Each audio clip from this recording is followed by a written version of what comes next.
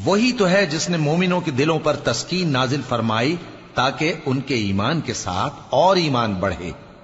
اور آسمانوں اور زمین کے لشکر سب اللہ ہی کے ہیں، اور اللہ جاننے والا ہے، حکمت والا ہے.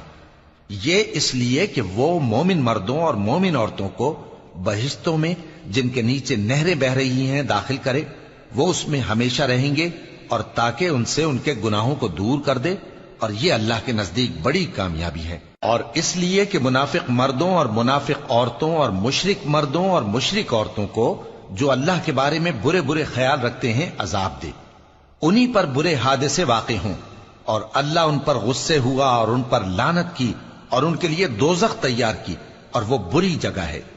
اور آسمانوں اور زمین کے لشکر اللہ ہی کے ہیں، اور اللہ غالب ہے، حکمت والا ہے. اے نبی، ہم نے تم کو احوال بتانے والا اور خوشخبری سنانے والا اور خبردار کرنے والا بنا کر بھیجا ہے تاکہ مسلمانوں تم لوگ اللہ پر اور اس کے پیغمبر پر ایمان رکھو اور اس کی مدد کرو اور اس کی تعظیم کرو اور صبح و شام اس کی تسبیح کرتے رہو. اے نبی، جو لوگ تم سے بیعت کرتے ہیں وہ در حقیقت اللہ سے بیعت کرتے ہیں، اللہ کا ہاتھ ان کے ہاتھوں پر ہے.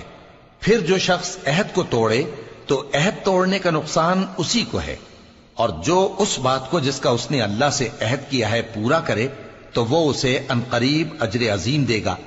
اے نبی، جو گنوار پیچھے رہ گئے وہ تم سے کہیں گے کہ ہم کو ہمارے مال اور اہل و عیال نے روک رکھا تھا، سو آپ ہمارے لیے اللہ سے بخشش مانگیں. یہ لوگ اپنی زبان سے وہ بات کہتے ہیں جو ان کے دل میں نہیں ہے. کہہ دو کہ اگر اللہ تم لوگوں کو نقصان پہنچانا چاہے یا تمہیں فائدہ پہنچانے کا ارادہ فرمائے تو کون ہے جو اس کے سامنے تمہارے لیے کسی بات کا کچھ اختیار رکھے؟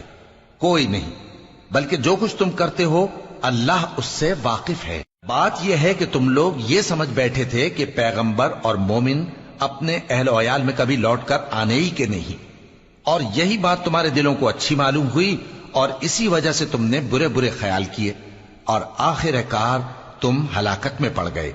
اور جو شخص اللہ پر اور اس کے پیغمبر پر ایمان نہ لائے تو ہم نے ایسے کافروں کے لیے آگ تیار کر رکھی ہے.